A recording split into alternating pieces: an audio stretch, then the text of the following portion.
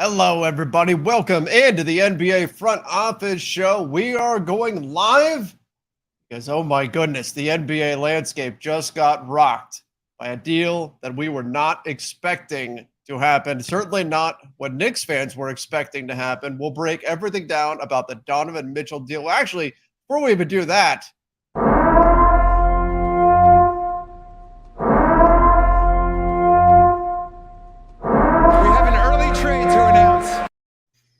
that's right. We got to sound the siren. I'm Trevor Lane, joined by Keith Smith. Keith, oh my goodness. What was your reaction to the trade when it popped? I'm assuming it popped up on your phone. Did someone text you? How did you find out? I was actually sitting, I was at a stoplight. I picked up my phone to this is so stupid.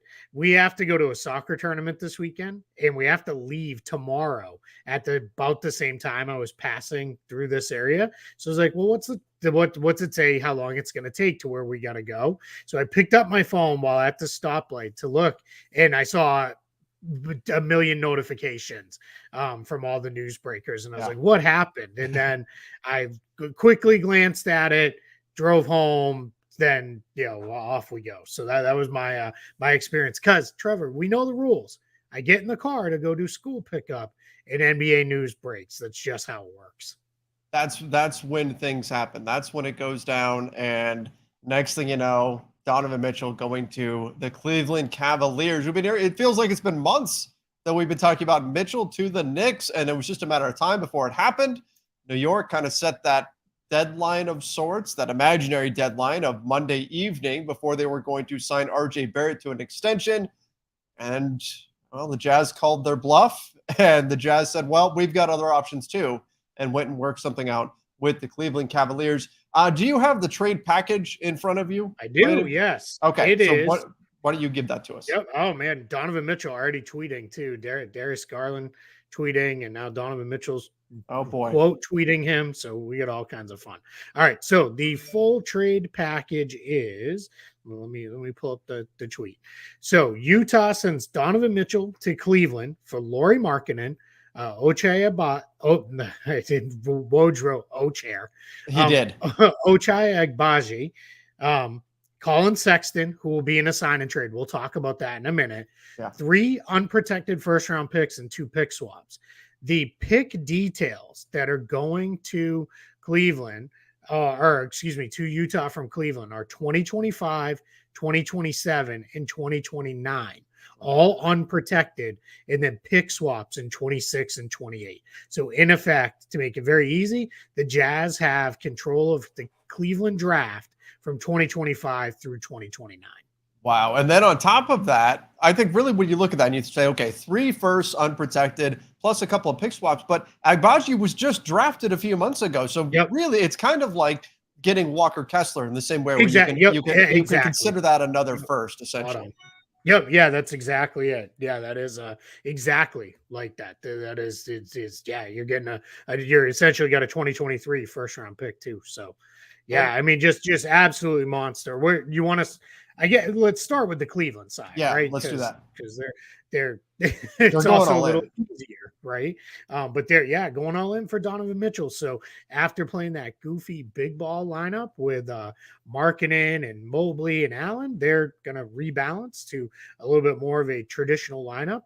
Kind of a mini backcourt though, smaller backcourt with Garland and Mitchell, but still got plenty of size up front. My guess is, I've seen a lot of people say Karis LeVert starts. Yeah. My guess is they still may start Isaac Okoro.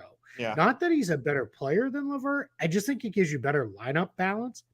Then LeVert comes in, and LeVert will have the ball handling lead responsibility for the second unit on this, where it's just got a lot of tweet notifications coming through.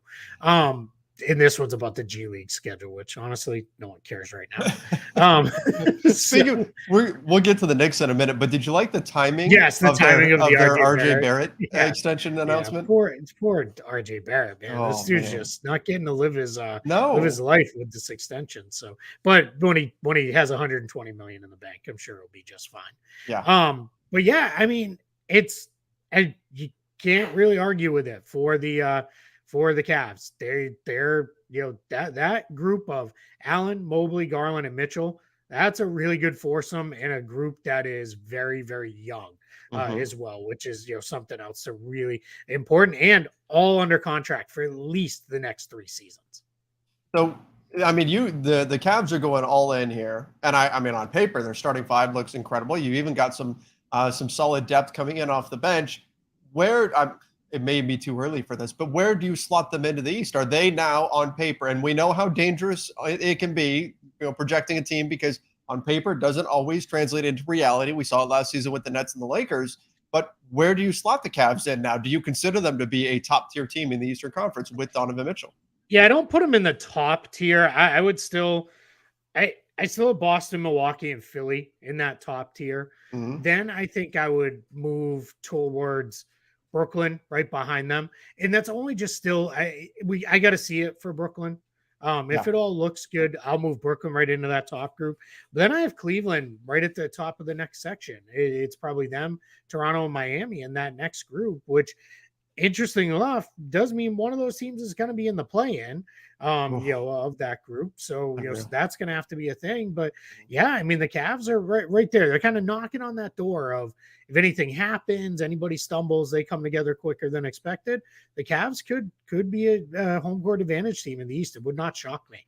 But I'll tell you what could also propel them up into that top group. It's the just organic development of these young players, just the natural growth. If Evan Mobley takes another step, if you get Darius Garland to take another step, that's where they can really burst through into that top tier group. And I agree. Sure. Right now, I don't know if you could slot them in with the Celtics, with some of the other powers there, with the Bucks in the Eastern Conference. But they're right there where if a few of these guys have maybe a little bit quicker than expected growth, next thing you know, they're right there. And they're set up, like you said, younger players, they're set up to be right there for years to come now.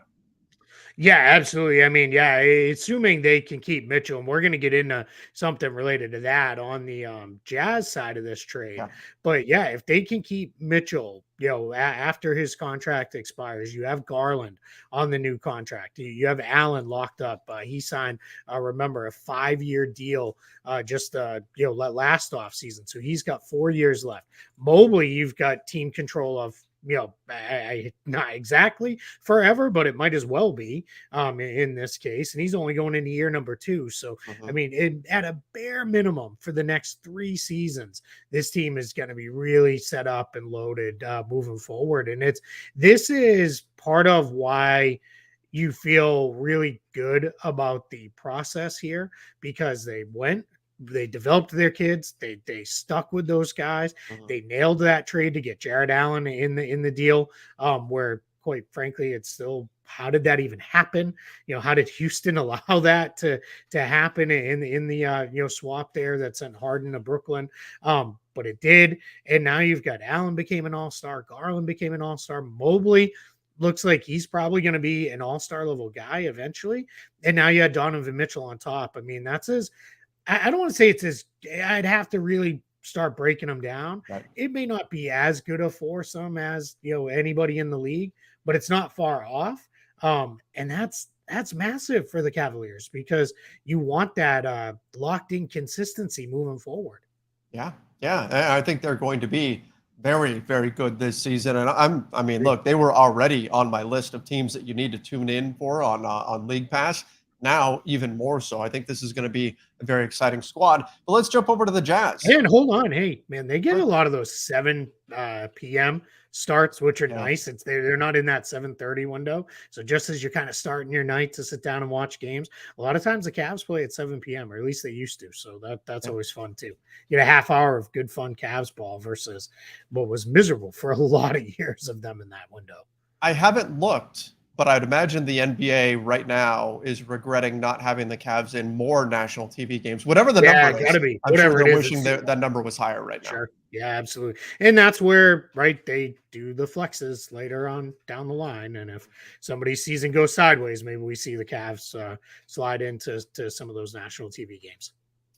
All right, so Utah, they get the pick haul that they were hoping to get, but they also land Colin Sexton in this deal. And I want to start there. I know there's other pieces that they land, but let's start with Colin Sexton. You and I are both higher on Colin Sexton than I think most people are. I saw some of the reaction across social media was people saying, "Oh, he's overpaid." But that's kind of the reaction when just about any contract comes out these days. But 4 years, 72 million, all guaranteed for Colin Sexton. Now, unless his efficiency in terms of his shooting drops off post injury, but assuming that doesn't happen, I think that's a really solid deal for the Jazz and for Colin Sexton. Yeah, I completely agree. I mean, I'm going to go as far as saying this, and this is obviously assuming health for Colin Sexton, right? Because he's coming off an injury that kept him out for a large portion of last season. But assuming health, Colin Sexton for an average of $18 million a year versus Donovan Mitchell for $30 million a year. Yeah. I'll take Colin Sexton. Mm-hmm. I mean, I know I'm kind of probably preaching to the choir a bit here because I know you're high on him too. And that's not a knock on Donovan Mitchell. I just really like Colin Sexton. I think he's a good player. I think in Utah now, it's going to be, I would expect here, we're going to see probably in relatively short order, Bogdanovich, Clarkson, Conley, Rudy Gay, maybe Malik Beasley, it won't be all of them, but it probably at least 2 or 3 of them moving on by other trades that are to come. But Colin Sexton kind of going to get everything he wants in that offense, at least initially. He's going to be at least starting out as their centerpiece to grow forward with there. So I don't have any problem with that. $18 million a year for him, not bad. Lauri Markkanen goes. I mean, maybe the Jazz look at it and say, I think they would rather trade the other vets and really bottom this thing out and say, hey, Colin Sexton, you want to go for 30 points per game? Go nuts, my friend. Go crazy.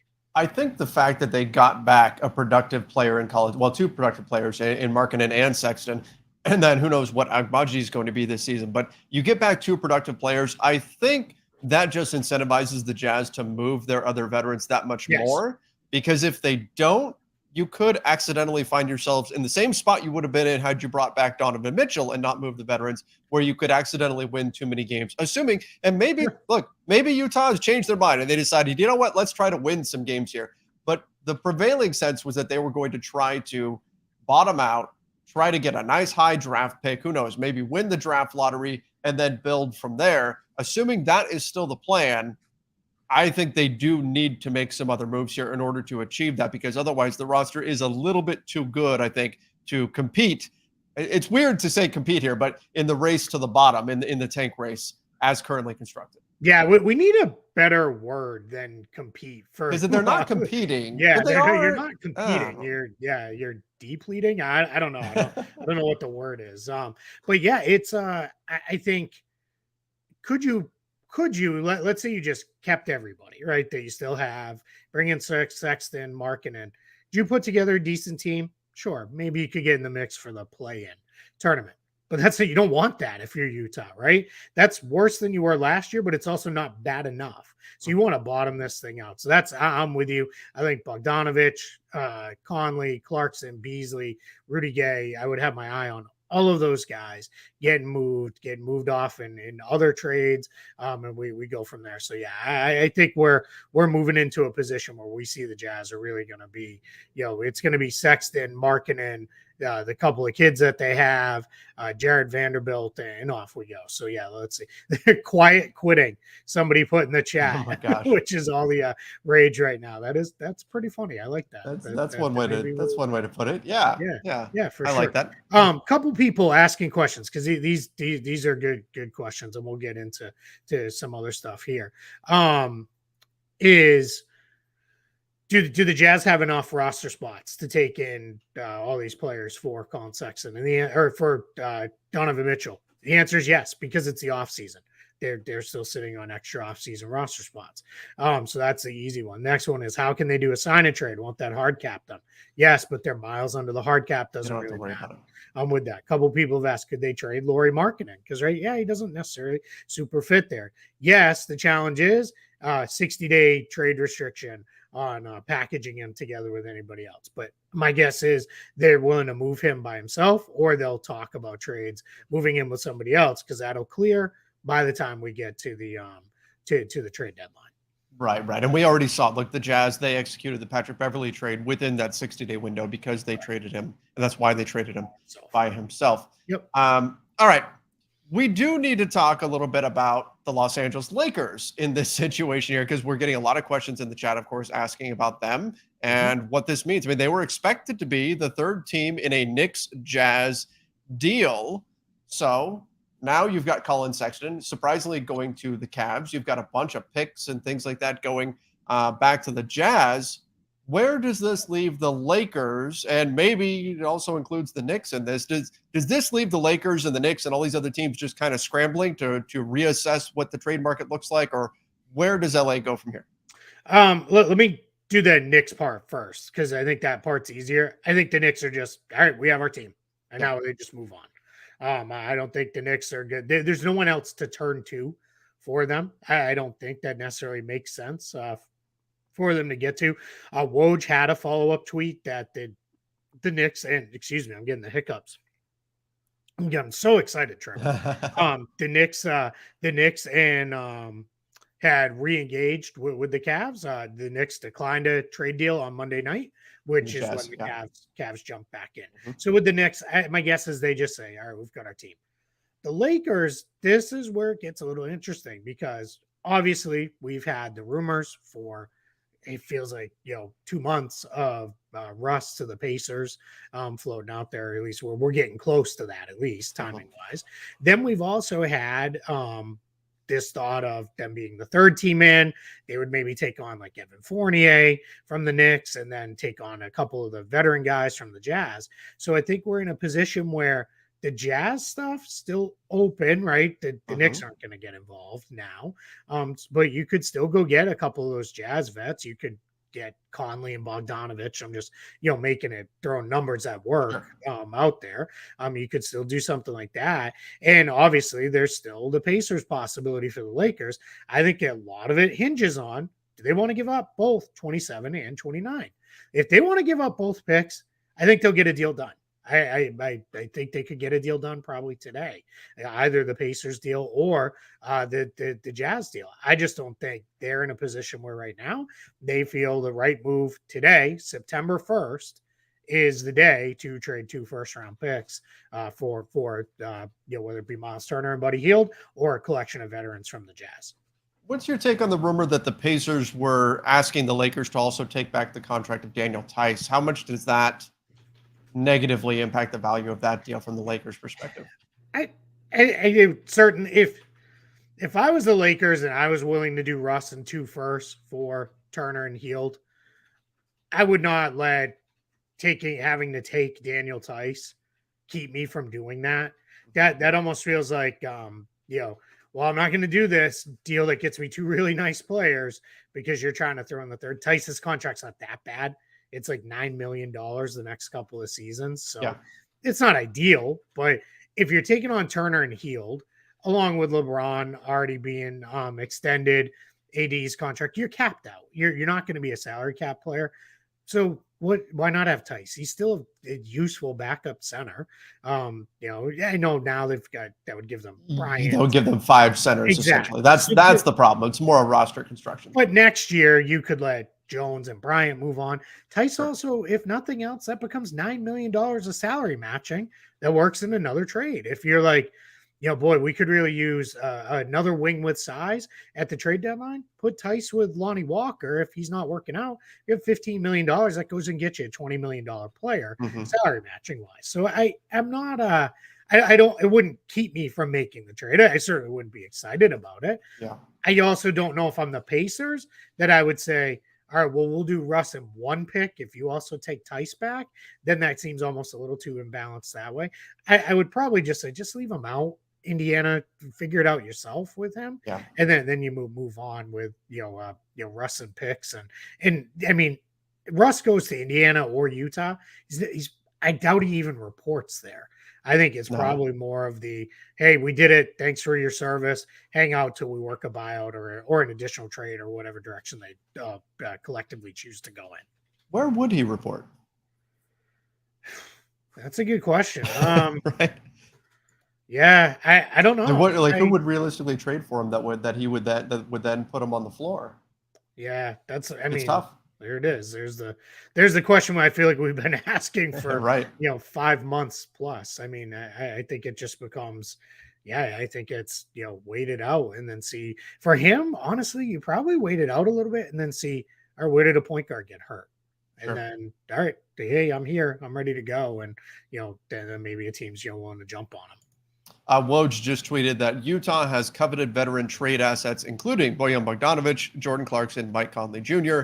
I like that he threw the word coveted in there. Lets you know Confirmed what's. Woj watching the front office show. That's right. That's right. Picking off us here. So appreciate that, Woj. Shouts. So yeah, that's so thank you for that shout out there, Woj. We appreciate that. But I think the Lakers are now in an interesting spot where they're going to have to reassess the entire trade market because this is going to catch everybody by surprise. The Knicks are going to do the same thing. Now, I think the Knicks, I think you're right. I think ultimately they probably just stick with what they've got. Yep. But teams around the NBA are going to react to this. They're going to respond and they're going to figure out their path forward from here. And the path forward may just be the status quo. It might be you just stick with what you've got. It also might be, who knows, if the Lakers were planning on being a third team in a Knicks Jazz deal and that no longer exists, does that then increase some leverage in terms of the Pacers side and a deal there? Do you turn to the Jazz and still work something out there for some of these pieces that Woj is talking about? I think there's still opportunities to move Russell Westbrook, but you're still stuck with that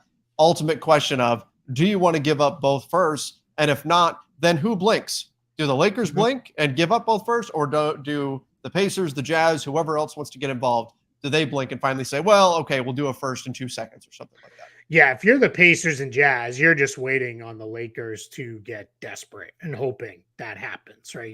You're hoping the first opening days of training camp come with a report of really uncomfortable training camp with the Lakers, and you're just hoping for that. Ideally you're hoping that desperation comes anytime between now and the next 3 weeks, roughly when training camp's open.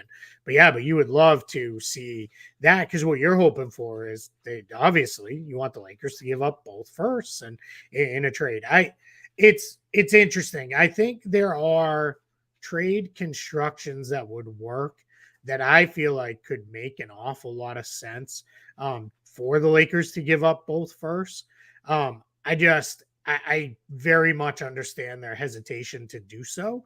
I just, you and I talked about this on a previous episode of Front Office Show.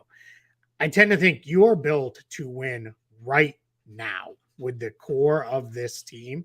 And I don't want to sacrifice any of that chance at winning right now for what may come down the line. I just, we'll see, where they feel about that. But that's just, I don't know. I feel like when you're this close, but also as we talked about, it's not like either one of those deals. A bunch of good, solid role players from the Jazz, or Turner and Hield, couple.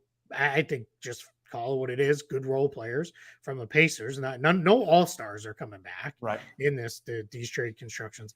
How high does that lift you in the West? Does that put you in the tier with the Warriors, Suns, Nuggets, Clippers? I don't think so. I think you're just probably one tier below, but you're almost kind of like what the Cavs did here. You're right there, and then you're one of the next teams up.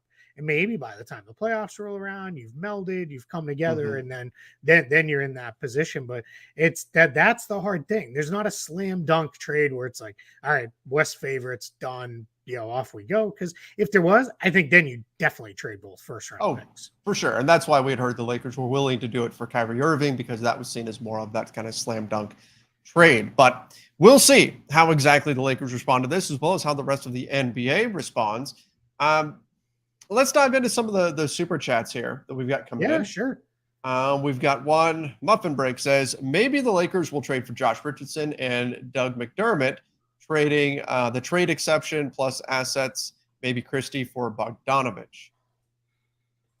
So if you were to do, so you'd get a trade exception if you were to do Josh Richardson, Doug McDermott for Russell Westbrook. The Spurs would need a bunch of salary. Would be like $23 million trade exception off the top of my head.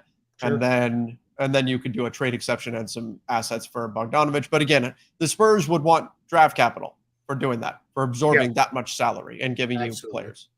Yeah, and the challenge is, I don't think I would hope Danny Ainge could do better than just Max Christie. And the problem is, I would not, from the Lakers, be giving up a first for Bogdanovich. And I'm a big Bojan Bogdanovich fan. I think he's really, really good. I just would not do that. But yeah, the Spurs part of it, they're not that desperate to get off. I mean, Richardson's on an expiring, and McDermott only has 1 year left. And I think we see right now the Spurs aren't that desperate to create cap space because they're still sitting on $30 million in cap space. So they don't need $13 million in cap space next year. No.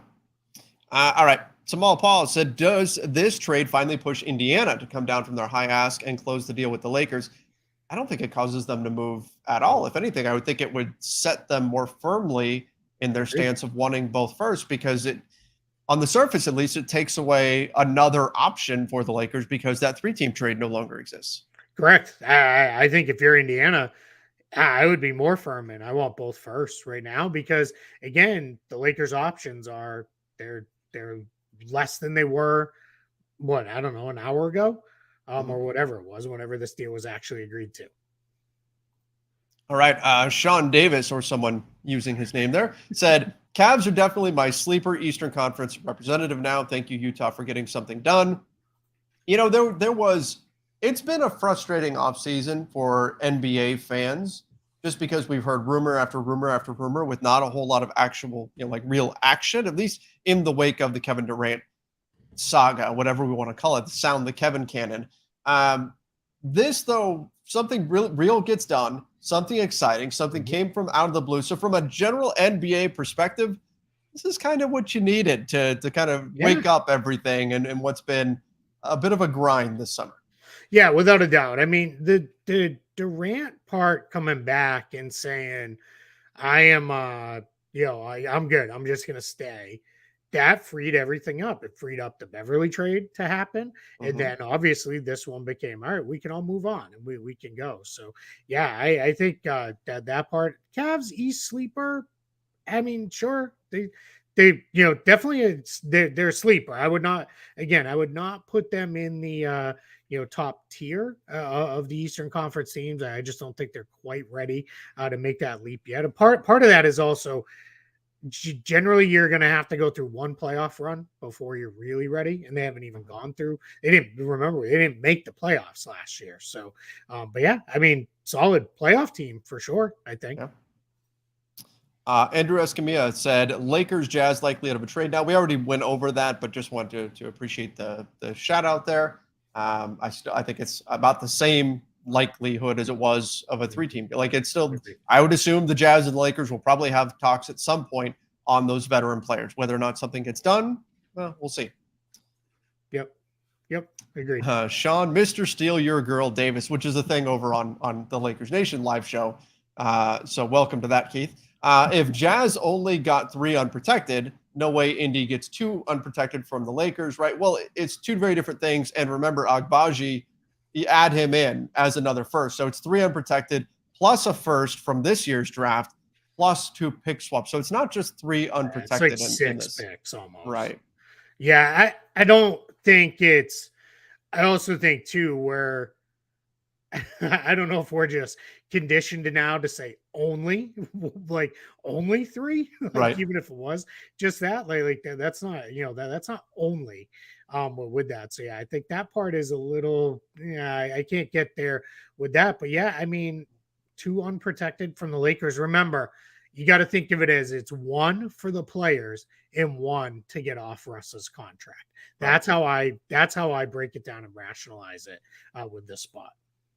Isle Farkash said, when I said Mitchell for Sexton is a possibility on Lakers Nation, you guys said it's unlikely. It's always the one you never hear about. It's not always the one I think about that sometimes, about how, it's that trade that comes from out of the blue. I think that's more the one that just sticks out to us. Like, we heard Anthony Davis to the Lakers forever, and it eventually happened. Sometimes you hear about stuff and it does happen. Other times it's the move that comes from out of the blue, and of course those ones are always fun. Sure. As far as saying that Sexton was unlikely for Mitchell. Yeah, I didn't anticipate. There's a couple of things.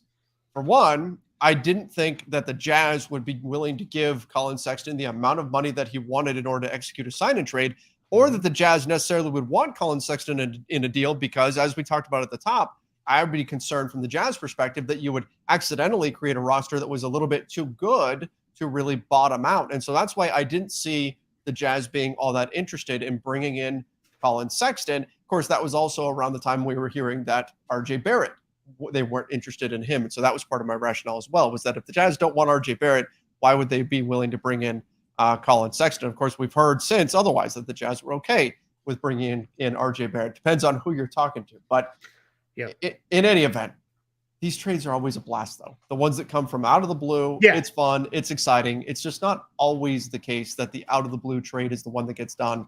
Sometimes it's the trades that we hear about forever that wind up happening. Yeah, these are you're absolutely right. These are the most fun ones, and it goes from from there. But yeah, I mean, I go back to this past off season. It was a day or so after Ricky Rubio getting injured, and the Cavs were, remember, at that point really good. We started saying Karis LeVert makes so much sense for these guys, and then we kept hammering that drum. We were in, and I'm not saying we were the only ones, because we were not. And then what happened? Karis LeVert to Cleveland for Ricky Rubio. Like, it was just sometimes some trades are super obvious. That's to your point. Hey, I want to do this real quick since we're kind of on the Jazz a little bit. So from Danny Ainge's trading away and breaking up, not only breaking up, but completely sending off Rudy Gobert and Donovan Mitchell, Ochai Agbaji, Walker Kessler, so that's Jared two Vanderbilt, first. Yep. Lauri Markkanen, Colin Sexton, Malik Beasley, Patrick Beverly, flipped that into Taylor Horton-Tucker and Stanley Johnson. 7 unprotected first-round picks and 3 first-round pick swaps. So 7 unprotected firsts and 2 first-rounders from this year's draft. Oh, and 2 from this, yeah. Wow. Yep. So that's essentially, it's not like you're definitely getting 9 first-rounders out of that. Plus pick swaps could be nothing, right? If the Jazz have a slow build, the Cavs have a bunch of young players. If the Cavs are better than the Jazz for the next few seasons, then those pick swaps are nothing, right? They're worthless. But still, it's just worth. You get them just in case, right? I mean, it's funny. I always go back to that's what everybody said about Boston and Brooklyn. Boston got both Jaylen Brown and Jason Tatum off of pick swaps. You just never know. Yeah, you exactly. Never know. You want to, you'd rather have it than not. It's not going to hurt you any, right? If you're worse, all right, we don't swap and we just stick with what we got. But so I mean, that really turns into essentially 12 first-round picks worth of players for 2 guys. Like, that's just, I mean, it's. I will say that I've already tweeted this out. You can argue about Danny Ainge building a team up. Like, that is totally fair because he does hoard his picks and he gets, very, starts pearl clutching about how much value those picks have. But nobody can deny dude can do a teardown with the best of them. He can tear it down to the studs with absolutely. And the real thing is, he's not done. There's going to be more to come. Woj is tweeting about those vet guys, not just out of like, no, hey, that's not just Woj putting 2 and 2 together. Exactly. That's Woj being told. And that's why I highlighted that he used the word coveted.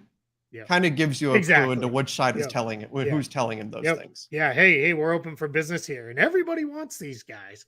Start making your offers. All right, let's go back to the super chats. Who was it? Whoa, there was somebody that was on the trade block a while ago where Woj was trying to talk them up, and it was pretty clear. I don't remember off the top of my head who it was, but it was a particularly egregious one. It was like, I don't know, it was like Kevin Knox or something like that, trying to make the players sound like incredibly valuable. Rob Ferrelli said, "I'm not mad at Indy's high asking price now. Rob has to have to offer 2 firsts, the Russ package, and walk away. Pacers are the only losers if they fit, except." I'm guessing that fit was supposed to be don't. They don't. Okay. I mean, I would do it if I was the Pacers. There's a good chance Turner's gone after this season anyway. Buddy Hield doesn't really fit with the roster you've built. That opens you up. You give all your minutes to all of your kids. You're going to be bad. Now you'll be really, really bad. And then, Yeah, you buy out Russ or you trade him in another deal, get 2 first-round picks down the line, and off you go. Yeah, I would do it 100%. And that's the other piece to this that maybe we don't talk enough about is that Miles Turner needs a new deal. If he's wanting, which is the rumor that he wants more than 20 million, if you're the Pacers, you may not be willing to give him that. So that's got to be a factor too. Yeah, I'm absolutely not giving him that if I'm the Pacers. Yeah. And I think that's to me from the Lakers side of things, that's part of what's given me pause too in terms of, well, why are you giving up both first? When you look at what happened with Jeremy Grant, you look at what happened with Christian Wood, both of those guys saw their trade returns massively devalued because they're in that situation where they're an expiring contract, but they're a player that is going to get paid on their next deal. And so they didn't get nearly the return that you would expect. Miles Turner's in the same situation. Doesn't seem like the Pacers are going to get dinged for that, though, if both firsts are given up. And so that's just from the Lakers' perspective. That's got me a little bit wary, too, knowing that you're going to have to pay Miles Turner after this. Yeah, absolutely. And I am very much on record. I'm not a huge Miles Turner guy. I think his impact has been way, way overstated. Mm-hmm. He shoots 3-pointers. He is not a great shooter. By any means. This guy is not. I think people think he's like Karl-Anthony Towns as a big man shooter. He's not even close. He's never really been a very good 3-point shooter. And yes, he blocks shots. He does not rebound at all. And he's not really a real good finisher. So I think with the Lakers, we would probably see him used to his best maximum ability. And I think you would get the best we've seen out of him. I'm just not a big Miles Turner guy at all. So yeah, trading a bunch of stuff and then having to pay Miles Turner, that leaves me a little, I'm not so sure that's where I want to go. Right. 7 Day Sports. And Trevor, we keep saying who blinks. Pelinka's getting crushed all off season. Just getting Beverly only puts us in 8th place at best. Keep blinking. Well, no, they haven't blinked yet, and that's why no trade has been done because neither side has blinked. It's a staring contest. Pelinka getting crushed. Is he Rob Pelinka? Rob Pelinka. Yeah, I like it. Rob Pelinka. Yeah, I like it. Yeah, it's look. They're going to try to work something out. They're going to try to get something done, but they also have to. Look, we've talked about this. We talked about this heading into the offseason. I don't want to turn this into the entirely Lakers Nation show, but the Lakers needed to bat 1,000 this summer in order to make up for all of the sins of the past. They needed to bat 1,000. And if you give up too much in a trade again, which is what they've done consistently with a number of moves, they've made a ton of mistakes, a lot of little mistakes that kind of are a bunch of little singles that have added up to a lot of points for the other side. They can't really do that in a deal. So I understand there's urgency to get something done. I understand you don't want to waste a year of LeBron and all that kind of stuff, but they've got to make sure it's the right move. And if at the end of the day, the right move comes about because they were patient and fans were frustrated all summer, then so be it. We'll see, though. We'll see if they pull something off or not. Sure. Like I said, it seems to hinge upon those 2 first-round picks. Yeah. Well, with that's it. It really comes down to, if you're the Lakers, you have to balance what can lift us high enough that we feel this is worth paying today, and what does that do to the future? Because if you trade those picks and you end up like 6th and you're out in the first round, you blew it. That's not good enough. You have to really be certain. Like I get it, right? And you and I have talked ad nauseum that you can't go through what you went through last year, right? Like It was just so bad. I can't, Keith. I know you especially can't, right? Yeah, boy, there was a points last year where I think about early January where you and I were like, I think we're just gonna start covering like the Magic and the Grizzlies and just be done with this. And it was I then football season wound down, and I'm like, man, I really have to focus on this now. Yeah. When's baseball start? But I think but that's, you don't want that either, right? Like you don't want to just be 6th because especially not with, we're 6th, we mortgaged our future, and cool, we get to pay Miles Turner, $20 million a year moving forward. Like that's just starts to become a little bit messy. John says, thanks for going live. ESPN LA is talking USC football. Well, you're welcome. Glad we could be here for you. Alex, think the Lakers can make a move for Malik Beasley. He'll be one of the guys that'll be in the mix from the Jazz. The Jazz have so many different veterans here that you can kind of mix and match, build your own combo trade here, whether it's, Mike Conley, Jordan Clarkson, Jared Vanderbilt, who I think they'll probably try to hang on to, but you never know. They've got lots of different pieces, Malik Beasley being another one that they could potentially put into a deal. Rudy Gay. I mean, sure. And the Jazz have a lot of different mix and match options right now. Yeah, I think for like the challenge has to be, it's got to be at least a couple of the big contracts, because it's just the only way the salary math works in a trade. Because the Jazz aren't sitting on cap space. Trading Russ to Indiana or San Antonio, very easy right now, because they're both sitting on about 30 million in cap space. The Jazz are not. The Jazz are up over the cap even after this trade today. So yeah, that part's a little trickier, but not nothing that's you would probably be looking at like Beasley and Bogdanovich, and then maybe Rudy Gay. I'd have to run the full math, but yeah, you can be pretty close. Chuck Petty, F them picks and make the trade, Lakers. This is not the Rams. It's not the NFL. I love it. F them picks. Yeah. I mean, thanks, MJ. Yeah. That was the Rams thing. The Rams owner was wearing a shirt that said that in their championship parade. Yeah, you can handle this next one, my friend. Oh, man. Okay, let's see. Swider, appreciate the super chat first and foremost. Swider is our shooter. Huff. No, come on, now do it right. The amazing Swider Man is now. Oh, the amazing Swider Man. Well, yeah, he is. He does whatever a Swider Man can. Swider is our shooter. Huff is our turner until the trade deadline. Use Huff and Jones. Huff doesn't even have a full contract right now. Yeah. And Jones as 5s, and Davis and Bryant as 4s. So Thomas Bryant's going to be a 4, therefore saving our picks to gauge the team and league till February.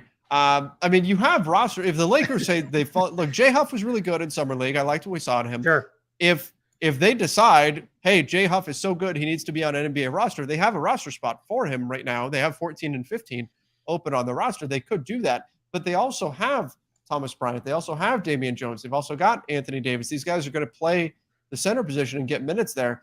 So I don't know if adding another center, particularly Jay Huff, where you're not sure exactly what he'll do at the NBA level. Summer League and the NBA are two very, very different things.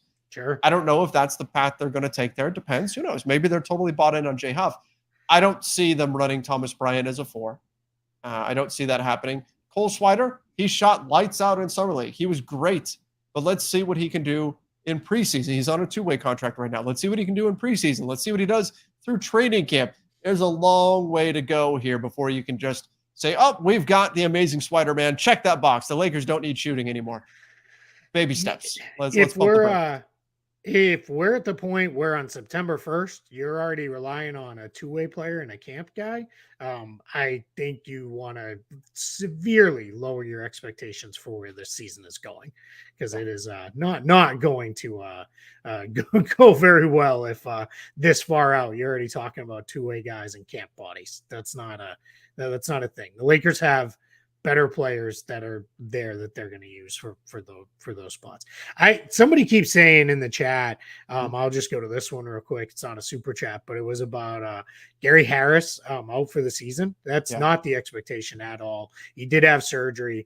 The surgery he had should allow him to return at some point this season. So it's not he is not going to be out for the season by any means. Mario Hernandez, both the Jazz and Thunder now have 15 draft picks. Yeah, I don't know if that number is correct or not, but yeah, look, the Jazz, the Thunder, they've got a ton of picks between the two of them. Yeah. They're going to control drafts for quite a while now. Yep. For a little while there was the Thunder and the Pelicans. Now I think we've flipped it to the Jazz and the Thunder. Russ, 2 firsts, 2 seconds, Fultz, Isaac, and Harris. I think the Magic want to figure out what they've got with Magic with Jonathan Isaac, and I don't see why they would want to do something like that right now. Yeah, no, they're not at a point where they should do that. No. Would the same package the Lakers traded Patrick Beverley for have worked to get a guy like Gary Harris? Well, I mean, he's injured, so I don't like the Lakers wouldn't do that deal as soon as Gary Harris was injured, because you don't know how the injury is going to come across. But in general, I would think the Magic are probably going to hold on to Gary Harris and see what his contract can get you at the trade deadline. Particularly now, they're going to wait and see and get him back healthy on the floor before they try to make any moves. Yep. Yeah, absolutely. Yeah, you're spot on with that one. Bernie L. Danny Ainge for GM of the year. Love the show. That was a pretty impressive teardown, and Danny Ainge ultimately got what he wanted. Let me finish the show with this. Did the Knicks make a mistake?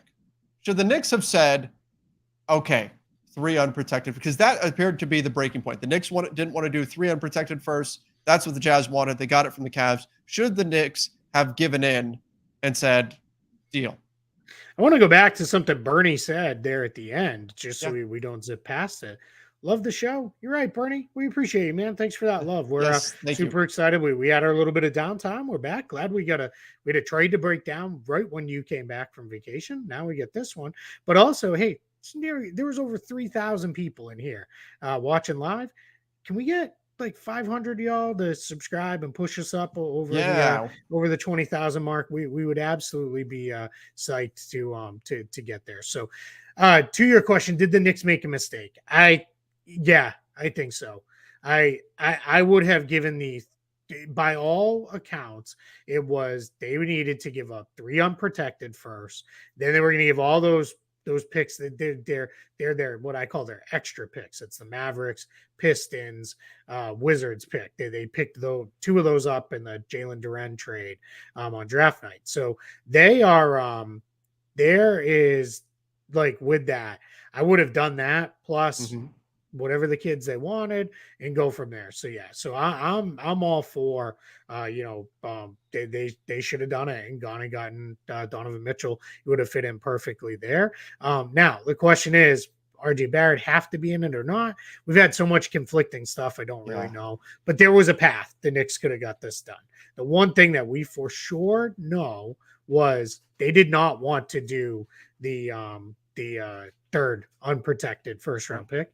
The Cavs did, and that clearly has now made all the difference, and that's why Donovan Mitchell's a Cavs. So I think the Knicks did miss out for sure. I think there's a lot of people that are clowning on the Knicks right now, but like Donovan Mitchell and Jalen Brunson as a backcourt, that wasn't a certainty that was going to be great. And so it's possible, and we may not know, right? Because Knicks fans are going to be frustrated that they didn't get the deal done, in large part. A lot of other fans are going to say, oh, you should have done it. And I agree with you, Keith. I think they probably should have. But I also think it's possible that it might not have worked out. So this could actually, depending on what they do in the future, we could look back a year from now and say, well, the Knicks made the right move here. That's possible. This isn't an obvious, oh my gosh, the Knicks blew it here. Let's see what this looks a year from now. Yeah, and I'll say too, you're absolutely spot on. Both of us very big fans of sometimes the best trades are the ones you don't make. The Knicks did not make a trade, so I don't have an issue with them not making it. I do think they should have. I think especially if one more pick, I just think Mitchell gives you that true star power. But I don't have I'm not gonna freak out that they didn't make the trade. I'm not there. Hey, from our friends on not an ad because we don't advertise for them, but Bet Online has released a couple new odds for after the trade. Cavs title odds. They were 125 to 1, 21st best in the league. What do you think they are right now? Oh, did it jump up to? Oh man, it's got to be like what 25 to 1 or something now? Man, you're in the wrong business, my friend. 25 to 1, 12th best. I got it. Over under went from 43.5 to 46.5. Wow. And the Jazz, I mean, they went down, but they were already pretty low because their odds had already priced in a Mitchell trade anyway. With how low they were. But yeah, so now let's see. Now here's the fun part for me and you. We may have a few more trades to break down here over the kind of the next few weeks leading up to the start of training camp. We also have basketball on all day because Eurobasket is going on. That Slovenia-Lithuania game today was phenomenal. So yeah, man, basketball never stops. We're going straight up to training camp. And, for you guys, thanks so much to the over 3,000 people who checked in on the live show. That was amazing. We loved having that. We will get back to the off-season reviews, as we, maybe, unless there's continues to be major mega trades here. But yeah, and right back to live show and the Mega Man music. So That's everybody right. wins. Love it. Love it. A lot of fun. Thank you, everybody, for joining us. Make sure you do help us get over that 20,000 subscriber mark over on YouTube. Subscribe to the NBA Front Office Show there. Don't forget to go check us out over on Apple Podcasts and Spotify as well. Till next time, everybody. See ya and stay safe.